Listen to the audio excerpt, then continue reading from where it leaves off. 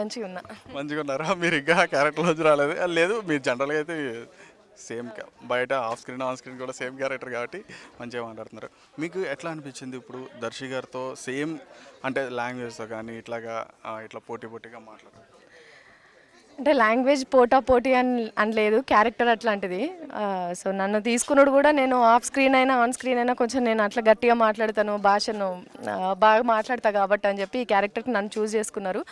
And season 1 అప్పుడు కూడా దర్శి గారితో చేయడానికి కొంచెం ఇబ్బంది పడినాను, కానీ సీజన్ 2కి అది కొంచెం ఫ్రీ అయిపోయింది అనమాట. మంచిగా అనిపించింది. అయితే ఇక్కడ మీరు గంగవ్వ గారి క్యారెక్టర్ కూడా ఉంది ఇందులో. ఆమె కూడా చేస్తున్నప్పుడు మీకు ఎట్లా అనిపించింది ఆ ఫీలింగ్? గంగవ్వతో నాకు బిగ్ బాస్ నుంచి నాకు ఆ ర్యాప్ ఉన్నది కాబట్టి లొకేషన్లో కూడా ఏదైనా డైలాగ్స్ అనుకునే మేము అప్పటికప్పుడు ఇంప్రవైజ్ చేసుకున్నాడా, లేకపోతే మాకు తగ్గట్టు మేము మలుచుకున్నాడా, అట్లాంటిది చేసి ఉండే. సో ఆ గంగవ్వ ఆబ్వియస్లీ మనకు ఇంట్లో నానమ్మ అమ్మమ్మ లేని వాళ్ళకి అది ఎక్కువ దగ్గర అవుతుంది. సో నాకు కూడా అవ్వ అట్లాంటిదే అనమాట. ఇప్పుడు వచ్చేటప్పటికి మీరు ఎట్లయితే ఈ స్లాంగ్లో ఇప్పుడు అంటే షూట్ వచ్చేటప్పటికి మీరు అందరూ కూడా కలిసి ఒక దగ్గర మీరు ఆఫ్ స్క్రీన్ కూడా అట్లానే ఉన్నాం మంచిగా ఎంజాయ్ చేసి అని చెప్పి అన్నారు. అదేవిధంగా వీళ్ళకి కూడా తెలంగాణ లైక్ ఫుడ్ కానీ అట్లా ఏమైనా టేస్ట్ చేయించారు?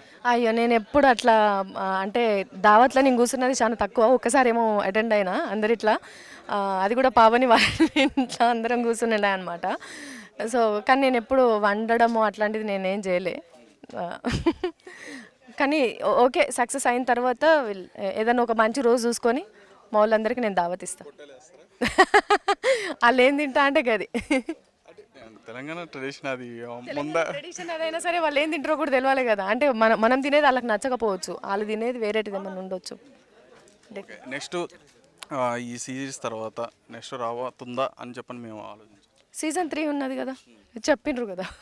సో మేము కూడా సీజన్ 3 గురించి అంటే సీజన్ 1 అయిపోయినప్పుడే సీజన్ 2 గురించి మేము బాగా వెయిట్ చేసినాము. ఎందుకంటే దాంట్లో మా కొంచెం కాల్ షీట్ తక్కువ ఉండే, దీంట్లో మాకు కొంచెం కాల్ షీట్స్ ఎక్కువ ఉన్నాయి అనమాట.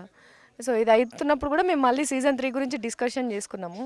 సో అది ఉంటుంది. మీ స్టైల్లో ఆడియన్స్కి ఎట్లా చెప్తారు? సీజన్ 2 అంటే సీజన్ 1కి అందరికీ మేము మాట ఇచ్చినాము, కుటుంబం అందరు కూర్చొని హ్యాపీగా నవ్వుకుంటారు. సో ఎండాకాలంలో లాస్ట్ టైం కూడా ఎండాకాలంలోనే వచ్చినాము. ఎండాకాలంలో బయటకి ఎక్కడికి పోకుండా మంచి ఇంట్లో కూర్చొని చల్లటి ఏసీ కింద హ్యాపీగా నవ్వుకుంటారు అనే చెప్పినాము. అండ్ ఈ సమ్మర్కి కూడా అదే చెప్తున్నాము, ఎండకు బయటకి ఎక్కడికి తిరగకూరి, ఈసారి అసలు ఎండలు దంచి కొడుతున్నాయట, ఇంట్లోనే మంచి కూర్చోరి, కుటుంబం అందరు కూర్చొని హ్యాపీగా చూడండి. అందరూ డెఫినెట్లీ లాస్ట్ టైం కంటే ఈసారి పొట్టుగా ఎంజాయ్ చేస్తారు.